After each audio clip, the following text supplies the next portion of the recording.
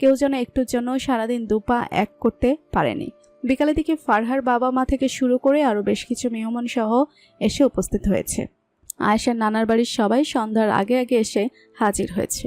রাতের মধ্যে আয়েশার বন্ধুবান্ধব থেকে শুরু করে সবাই এসেছে। আসেনি শুধুমাত্র ঈশার বান্ধবী নুহা, কারণ ওর অনেক দিন আগেই বিয়ে হয়েছে। নতুন শ্বশুরবাড়ি থেকে তো বললেই আর আসা চায় না। তবে ঈশা দাওয়াত দিতে ভুল করেনি, বেস্ট ফ্রেন্ড বলে কথা। কিন্তু নুহা যখন শুনেছে ঈশার বিয়ে আয়েশার সাথে নয় বরং অয়নের সাথে হচ্ছে, আর আয়েশার বিয়ে হচ্ছে ঈশারই মামাতো বোন ফারহার সাথে, তখন নেহা খুব বেশি অবাক হয়েছে। ঈশাকে এটা নিয়ে প্রশ্ন করলে ঈশা পুরোটাই খুলে বলে। এমনকি নুহার সাথে ফোনে অনেকক্ষণ কেঁদেওছে। রাত 8টা। নিজের রুমের ব্যালকনিতে দাঁড়িয়ে একদৃষ্টিতে আকাশের দিকে তাকিয়ে আছে ঈশা। আকাশে আজ শত শত তারার সমারোহ, দেখতে বেশ লাগছে। কিন্তু হাজারো তারার মাঝে ঈশার চোখ পড়ে কিছু দূরে থাকা একটা ঝলমল তারার দিকে। সব তারাগুলো কাছাকাছি হলেও এই তারাটা কেন যেন সবার থেকে আলাদা, ঠিক ঈশার মতো। পুরো বাড়িতে কত শত মেহমান, কিন্তু এত এত মেহমানের মাঝেও ঈশা একা, ভীষণ একা। পুরো বাড়ি জুড়ে ওদের বিয়েকে কেন্দ্র করে তোলপাড় চলছে, কিন্তু ওর যেন এসবে কোনো মাথা ব্যথাই নেই। ওর মনে হচ্ছে এসব ছেড়ে ছুড়ে চলে যেতে পারলেই ভালো হতো, কিন্তু মেয়ে মানুষ, তাই কোথাও গিয়েও থাকতে পারবে না, তাই চেয়েও যেতে পারছে না। আত্মহত্যা করার কথা ভেবেছিল একবার, কিন্তু পর মুহূর্তে মনে পড়লো আত্মহত্যা তো মহাপাপ, তাই সেটাও করতে পারলো না। নিজের শত কষ্ট নিজের ভেতরে চেপে রেখে অয়নের নামটা নিজের হাতে লিখে নিয়েছে। কাল হয়তো কাগজে কলমেও সারা জীবনের জন্য অয়নের নামটা নিজের নামের পাশে যোগ হয়ে যাবে। ঈশা মাহমুদ থেকে বদলে হয়ে যাবে ঈশা আদনান আবেদিন, কারণ অয়নের পুরো নাম আদনান আবেদিন অয়ন। আর কাল থেকে এই নামটি ওর সাথে পুরোপুরি জুড়ে যাবে। কথাটা ভাবতে ঈশার বুক ছিঁড়ে একটা দীর্ঘশ্বাস বেরিয়ে আসলো। আরও মিনিট 10 এভাবেই দাঁড়িয়ে রইল ঈশা। জীবনটা আজ এমন জায়গায় এসে দাঁড়িয়েছে যে একা থাকতেই বেশি স্বাচ্ছন্দ্য বোধ হচ্ছে। যখন থেকে বুঝতে শিখেছে তখন থেকে কত স্বপ্ন ছিল এই বিয়ে নিয়ে, কিন্তু আজ সেই স্বপ্নটা ভেঙে ভাঙ্গা কাচের মতো টুকরো টুকরো হয়ে গেছে। যে মেয়েটা কারো বিয়েতে গেলে আনন্দ হাসিয়ে আড্ডা এসবে মেতে থাকতো, আজ সেই মেয়েটি নিজের বিয়েতে হাসতে ভুলে গিয়েছে। ঈশার ভাবনার সুতো ছিল আয়েশারটাকে। ঈশা, সাথে সাথে চোখের জলটুকু দ্রুত মুছে নিয়ে নিজেকে স্বাভাবিক করে পেছনে ফিরে তাকালো ঈশা। আসলে দাঁড়িয়ে থাকতে থাকতে কখন যে চোখ বেয়ে জল গড়িয়ে পড়েছে ঈশা বুঝতেই পারেনি। আয়েশ এক নজর ঈশাকে আপাদমস্তক দেখে নিয়ে হেসে বলল, কিরে, সবাই নিচে হাসি ঠাট্টায় মেতেছে আর তুই এখানে একা একা দাঁড়িয়ে কাঁদছিস? থতমতো খেয়েছে ঈশা। অত আয়েশ বুঝতে পারার আগে চোখের জলটুকু মুছে নিয়েছিল। তারপরেও কি করে আয়েশ বুঝতে পারলো যে ও কাঁদছে? মুখে মেকি হাসি ফুটিয়ে ঈশা বলল, আমি আবার কখন কাঁদলাম? চিৎকার চেঁচামেচিগুলো ভালো লাগছিল না, তাই এখানে এসে দাঁড়িয়ে আছি। তুই হঠাৎ এখানে, কিছু বলার ছিল? হ্যাঁ, আগে রুমে আয়, তারপর বলছি। ঈশা কথা না বাড়িয়ে আয়েশের পেছন পেছন রুমে চলে আসলো। আয়েশ বিছানায় বসে ঈশাকেও পাশে বসিয়েছে। খানিক সময় নিয়ে বলল, তুই নাকি বলেছিস হলুদের অনুষ্ঠান করবি না? বলেছি। এসব বিধর্মীদের কাজ। শুধু শুধু শুধু কেন এসব করে গুনাহের ভাগী হতে চাপো? তাই নাকি? তার মানে তুই স্টেজে উঠবি না? না। তোর না গায়ে হলুদ নিয়ে অনেক স্বপ্ন ছিল, তাহলে আজ হঠাৎ পরহেজগার হয়ে গেলি কেন? সময়ের সাথে সাথে অনেক কিছুই পাল্টায়, আর সেখানে আমি তো মানুষ, বদলাতেই পারি। পার্লারের মেয়েরা এসেছে, তোর রুম অগোছালো হয়ে যাবে, তাই আমি ওদের গেস্ট রুমে বসিয়েছি। এতক্ষণে মনে হয় ফারহা মিলি ওদের সাজ হয়েও যাচ্ছে। আয় চল, তুইও সেজে নিবি। আচ্ছা 1 মিনিট, তোরা নাকি বিকেলে মেহেদি দিয়েছিস, দেখি তো মেহেদি কেমন দিয়েছিস? বলতে বলতে আয়েশ ঈশার দেখানোর অপেক্ষা না করে নিজে ঈশার হাত দুটো সামনে এনে দেখতে লাগলো। বাহ, সুন্দর হয়েছে দেখছি। অয়নকে দেখিয়েছিস? ও দেখলে অনেক খুশি হবে, কারণ ওর নামের আর্টটা অনেক সুন্দর হয়েছে। আচ্ছা ভাইয়া, আল্লাহ তাআলা আত্মহত্যা মহাপাপ করেছে কেন বলতো? ঈশার কথায় আয়েশ অবাক চোখে তাকালো ঈশার দিকে। কয়েক সেকেন্ড অবাক চোখে তাকিয়ে থেকে পর মুহূর্তে হেসে দিয়ে বলল, তুই কি আত্মহত্যা করার কথা ভাবছিস? এখন ভাবছি না, তবে কাল রাতে ভেবেছিলাম, কিন্তু সাহস পাইনি। আমি জানতাম তোর মতো ভিতর দ্বারা এসব আত্মহত্যা টত্যা হবে না। আরে আত্মহত্যা করতে সাহস লাগে, বাট আমাকে এইটা বল যে তোর কাল বিয়ে, কিন্তু তুই আত্মহত্যা করতে চাইছিস কেন? অয়ন কিন্তু তোকে সত্যি অনেক ভালোবাসে। এসব আত্মহত্যা টত্যা করে বেচারাকে বিয়ের আগে বিপত্নী করিস না। করলে তো অনেক আগেই করে ফেলতাম, করবো না বলেই তো এখনো তোমার সামনে বসে আছি। গুড, এখন চল সাজবি। রাত হয়ে যাচ্ছে, তোদের সাজতে দেরি হলে স্টেজে উঠতেও দেরি হয়ে যাবে, আর স্টেজে উঠতে দেরি হলে ঘুমও গোল্লায় যাবে সবার। দেখি ওঠ। না ভাইয়া প্লিজ, তুই আমাকে জোর করিস না। আমি সত্যি স্টেজে উঠবো না, আমার শরীরটা ভালো লাগছে না। আচ্ছা, স্টেজে উঠে যদি খারাপ লাগে তখন না হয় নেমে পড়িস। এখন চল। বললাম তো আমার ভালো লাগছে না। আসতে বলেছি না আমি? তাড়াতাড়ি চল। অয়নের বউ হয়ে যাচ্ছিস বলে ভাবিস না আমি তোর গায়ে হাত তুলবো না আর। আগে যেমন আমার কথা না শুনলে মেরেছি, এখনও ঠিক তাই করব। আজ বিয়ে, তাই রায়হান মাহমুদ আর হাসান মাহমুদ অনেক বেশি দৌড়ের উপর আছেন, কারণ কালকের থেকেও আজ 3 গুণ মেহমান হয়েছে। আসলে অনেকেই কাল বিভিন্ন কারণে আসতে পারেনি, কিন্তু তারা আজ এসেছে, তাই মেহমানের সংখ্যা অনেকাংশে বেড়ে গিয়েছে। কমিশনার থেকে শুরু করে সব বড় বড় বিজনেসম্যানরা পর্যন্ত এসেছে।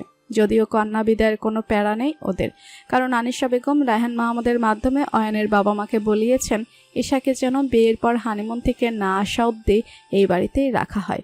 অয়নের বাবা রায়হান মাহমুদকে অনেক বেশি রেসপেক্ট করেন, যার কারণে ওনার কথাটা ফেলতে পারেননি। অবশ্যই কোনো বাবা মাই চায় না ছেলে বিয়ে করার পর বউ নিয়ে নিজের বাড়িতে যাওয়ার বদলে শ্বশুর বাড়িতে থেকে যাক, কিন্তু আত্মীয় স্বজন মানুষ, তার উপর রায়হান মাহমুদ নিজে কথাটা বলেছেন, তাই অয়নের বাবা মা রাজি হয়েছে। ওনারা আজই বিকেলের দিকে চলে যাবে, আর অয়ন এবং ঈশা হানিমুন থেকে আসার পর যাবে। দুপুর 2:25 অবশেষে চলে আসে সেই বিশেষ মুহূর্তটা, যেটার জন্য আজ মাহমুদ মেনশনে এত এত আয়োজন আর এত এত মেহমানের ঢল। কয়েক মিনিটের মধ্যে এই বাড়ির সবচেয়ে আদরের মেয়েটি হয়ে যাবে অন্য বাড়ির বউ। তবে আয়াস, অয়ন এবং ফারহা তিনজনে হাসি খুশিভাবে বিয়েটা করলেও এশা হাসি খুশি থাকতে পারেনি। এক এক করে আয়াস, অয়ন এবং ফারহা সাইন করার পর যখন রেজিস্ট্রি পেপারে ওর সাইন করার সময় আসলো, তখন না চাইতেও ডুকরে কেঁদে উঠল। সাইন করার বিন্দুমাত্র সাহস যেন নেই ওর। কাপা কাপা হাতে কলমটা তুলে নিয়েছে ঠিকই, কিন্তু কলমের কালি পড়ার বদলে পেপারের চোখে জল পড়তে শুরু করেছে। এর মধ্যে কাজী সাহেব তাড়া দিয়ে উঠল দ্রুত সাইনটা যেন করে দেয়, ওনার অন্য একটা বিয়ে পড়াতে যেতে হবে। কিন্তু সেই কথা ঈশার কান অব্দি গিয়েছে কিনা কে জানে। ঈশা সাইন করার বদলে রেজিস্ট্রি পেপারের উপর কলমটা ফেলে পরনে থাকা ভারী লেহেঙ্গাটা দুহাতে ধরে দৌড়ে রায়হান মাহমুদ আর রুকসানা বেগমের সামনে গিয়ে দাঁড়ালো। হ্যাঁ, ঈশা আয়েশের আনা লেহেঙ্গাটাই পরেছে আজ।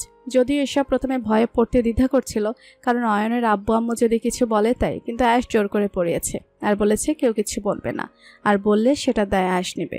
তবে আশ্চর্যের বিষয় হলো ঈশাকে লেহেঙ্গা পরতে দেখেও কেউ কিছু বলেনি।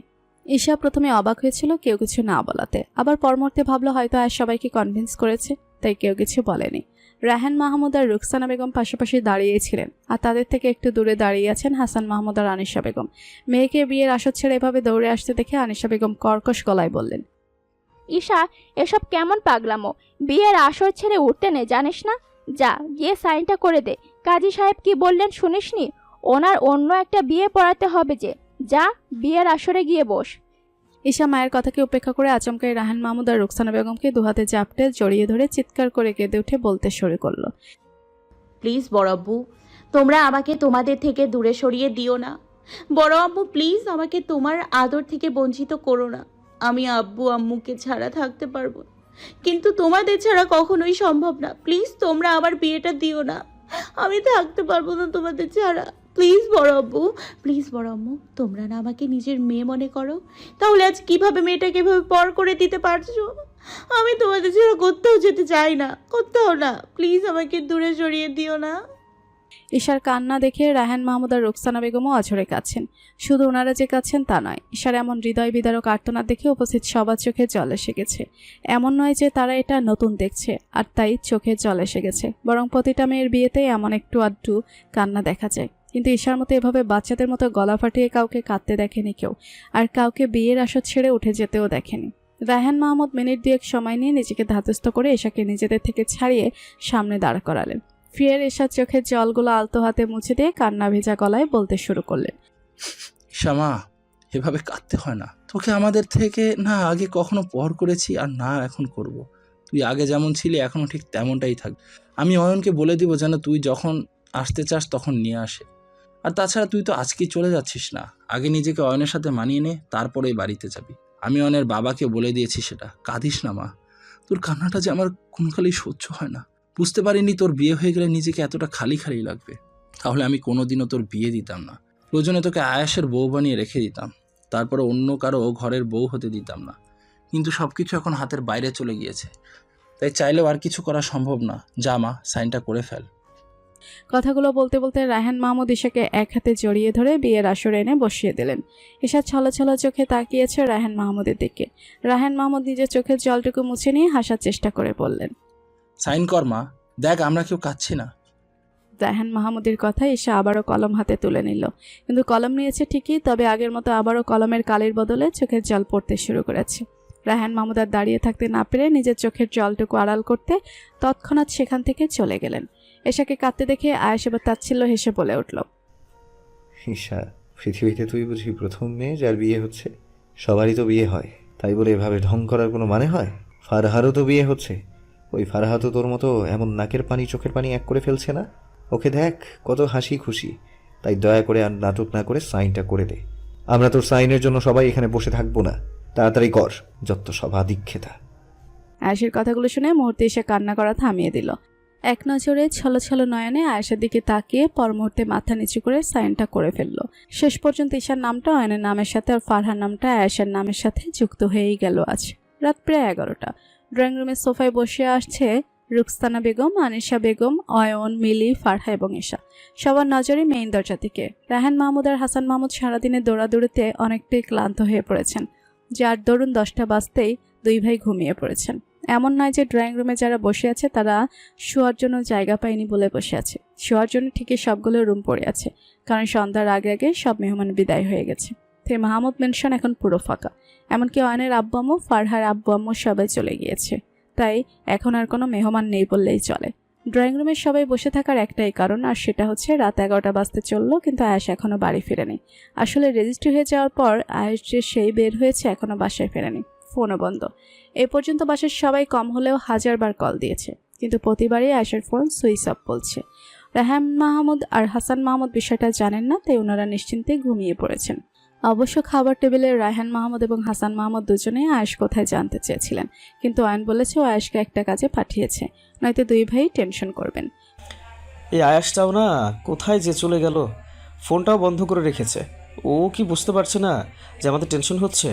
কোথায় আছে না আছে কল দিয়ে তো একবার জানাবে। কথাগুলো বলছে আর বারবার আয়েশকে ফোনে ট্রাই করে যাচ্ছে অয়ন, কিন্তু প্রতিবারই একটা কথা বলছে, সুইচ অফ। সবার যেন এবার টেনশনে মাথা ফেটে যাওয়ার অবস্থা। আয়েশের মা তো প্রায় কেঁদে দেওয়ার উপক্রম, আর একটু হলেই কেঁদে দিবেন এমন।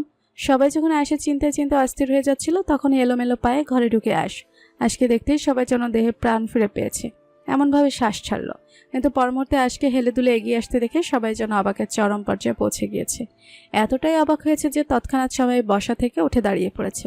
সবাই যেন নিজেদের চোখকে বিশ্বাস করতে পারছে না যে আয়েশ ড্রিঙ্ক করেছে। হ্যাঁ, আয়েশ ড্রিঙ্ক করেই বাড়ি ফিরেছে। এতটাই ড্রিঙ্ক করেছে যে আয়েশ যে কতবার পড়ে যেতে গিয়েও নিজেকে সামলে নিচ্ছে সেটা হয়তো আয়েশেরও জানা নেই। আয়েশ ভিতরে এসে হঠাৎ সোফার দিকে তাকাতেই সবাইকে দাঁড়িয়ে থাকা অবস্থায় চোখে পড়ল। সবার মুখেই অবাকের ছাপে স্পষ্ট।